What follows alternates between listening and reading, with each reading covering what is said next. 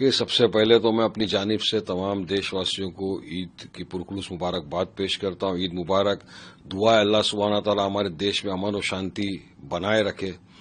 ये ईद का पैगाम है, खुशी का माहौल है। हम सब मिल के एक दूसरे के साथ गले मिलते हैं, अपने ईद का त्यौहार बनाते हैं। यही तो देश की खूबसूरती है। गंगा जमनी जो तहजीब है उसका यही तो उदाहरण है। हाँ, अब वक्फ बिल आने वाला है, हम भी सुन रहे हैं कि ईद बाद वो पार्लियामेंट के अंदर पेश होगा। लेकिन हमारा तो यही बोलना है, देखिए एक बात तो ये है कि लोकसभा में वक्फ बिल को पास होना बहुत डिफिकल्ट है, क्योंकि लोकसभा में बीजेपी के पास मेजोरिटी नहीं है। अगर बीजेपी को ये बिल पास करना है तो उसको चंद्रबाबू नायडू, नीतीश कुमार, बाद में चिराग पासवान और जयंत चौधरी, ये इनका समर्थन लेना जरूरी है। और मैं एक चीज आपके माध्यम से कहना चाहता हूं, अगर ये लोगों ने इस बिल को समर्थन किया तो भारत देश का मुसलमान कभी भी इन लोगों को माफ नहीं करेगा, क्योंकि ये बिल पर से असंवैधानिक है। ये टोटल वायलेशन है आर्टिकल 14, 25, 26 का। आप किस तरह से एक नॉन मुस्लिम को एक मुस्लिम वक्फ बोर्ड के अंदर डालोगे? आप एसडीएम को पावर दे रहे हो, आप कलेक्टर को पावर दे रहे हो। अब कलेक्टर एसडीएम तो गवर्नमेंट के अंडर में रहते हो, वो तो बोल देगा कि भाई जमीन जो है ये वक्फ की नहीं है, इसके डिस्प्यूट है, तो चले गया जमीन।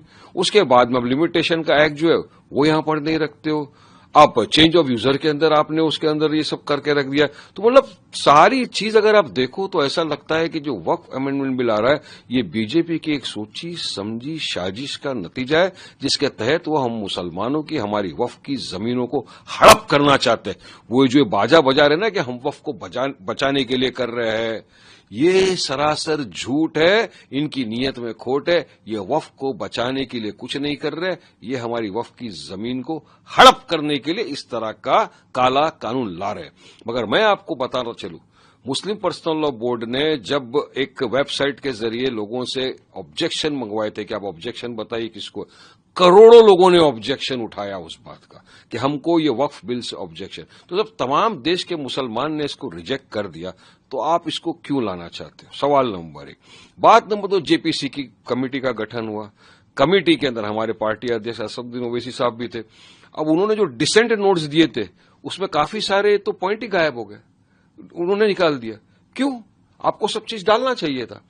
अब पॉइंट नंबर 3 ये है कि मुस्लिम पर्सनल लॉ बोर्ड ने कहा है कि हम पूरे देश भर के अंदर एहतजाज करेंगे। देखिए, संविधान ने हमको अधिकार दिया है कि अगर सरकार की कोई नीति गलत है, अगर सरकार कोई काला कानून लाती है तो हम उसका ऑब्जेक्शन पुरजोर से करेंगे।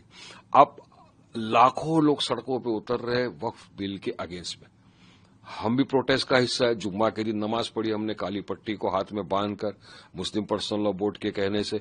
और अब देश भर के अंदर अगर ये बिल आया तो इसका संवैधानिक तौर से पूरी तरह हम प्रोटेस्ट करेंगे।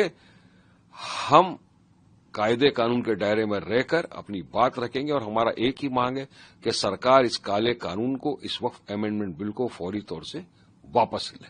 गर्मियों की छुट्टी होने वाली थी, मेरे पापा आने वाले थे, तो हम लोग सभी खुश थे। तो मैं बेड पे चढ़ के डांस कर रहा था, लेकिन वो पहले ही आ गए। फ्रीज। तो मैं उस समय तो कंटिन्यू नहीं कर सकता था, तो फ्रीज फ्रेम टाइप का हो गया। कसम पैदा कर